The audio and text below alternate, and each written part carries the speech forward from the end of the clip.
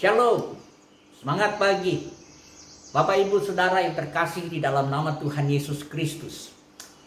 Segala sesuatu yang kita miliki adalah milik Tuhan. Namun, apa yang harus kita lakukan dengan apa yang Tuhan berikan? Saya sangat bersyukur ada beberapa anak Tuhan yang begitu berempati kepada para hamba Tuhan, yang melayani di pedesaan, di pedalaman, yang notabene persembahan kasihnya tidak berapa banyak. Dan mereka betul-betul sangat membutuhkan. Tetapi dedikasi pelayanan mereka sangat luar biasa. Tuhan melihat dan Tuhan memakai semuanya. Saudara yang saya kasihi, saya senang sekali ketika ada yang berkata, Pak, tolong salurkan ini kepada para hamba-hamba Tuhan.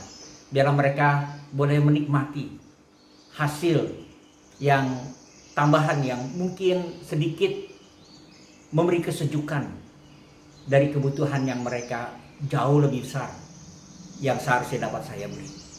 Karena itu saudaraku yang saya kasihi di dalam nama Tuhan Yesus Kristus, mengapa hati saya senang? Karena ada kepedulian dari ia yang mendapat berkat. Karena ia merasa bahwa segala sesuatu yang dimiliki adalah milik Tuhan. Itu sebabnya dia juga punya empati sama seperti Tuhan yang berempati kepada kita. Dia senantiasa memberikan kecukupan bagi hidup kita. Masih ingat bukan apa yang dikatakan Tuhan Yesus?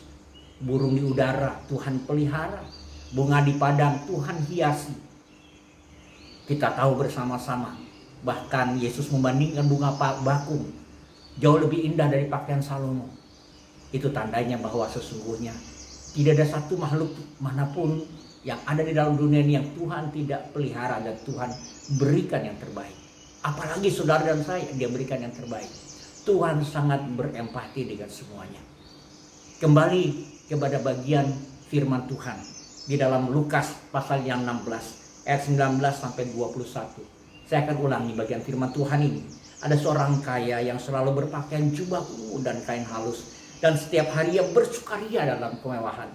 Dan ada seorang pengemis bernama Lazarus, badannya penuh dengan borok, berbaring dekat pintu rumah orang kaya itu, dan ingin menghilangkan laparnya dengan apa yang jatuh dari meja orang kaya itu. Malahan anjing-anjing datang dan menjilat boroknya. Betapa tidak punya rasa empati dan simpati dari orang kaya ini terhadap orang yang sangat membutuhkan. Bahkan dikatakan ia sangat membutuhkan. Dia harus makan rempah-rempah yang jatuh dari meja tuannya. Sehingga sampah sisa makanan itulah yang dia makan. Saudara yang saya kasihi, dan orang kaya itu tidak memperhatikan yang harus diperhatikan olehnya. Dan seharusnya orang kaya ini pergi untuk memberikan pengobatan kepada Lazarus yang sangat membutuhkan dengan borok-boroknya ini.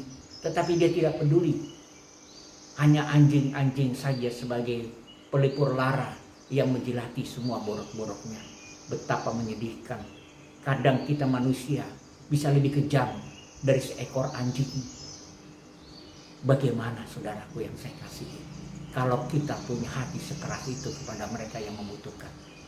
Bagian firman Tuhan ini mengingatkan kepada kita sekalian, betapa kita sebagai makhluk yang diciptakan oleh Tuhan, yang diberkati Tuhan, supaya kita senantiasa siap untuk menjadi berkat bagi banyak orang. Karena sumber segala berkat kita adalah Tuhan. Mari kita berbagi berkat, karena kita akan menjadi berkat. Itu yang direncanakan Tuhan bagi sesama. Saudaraku yang saya kasih, nikmati berkat Tuhan.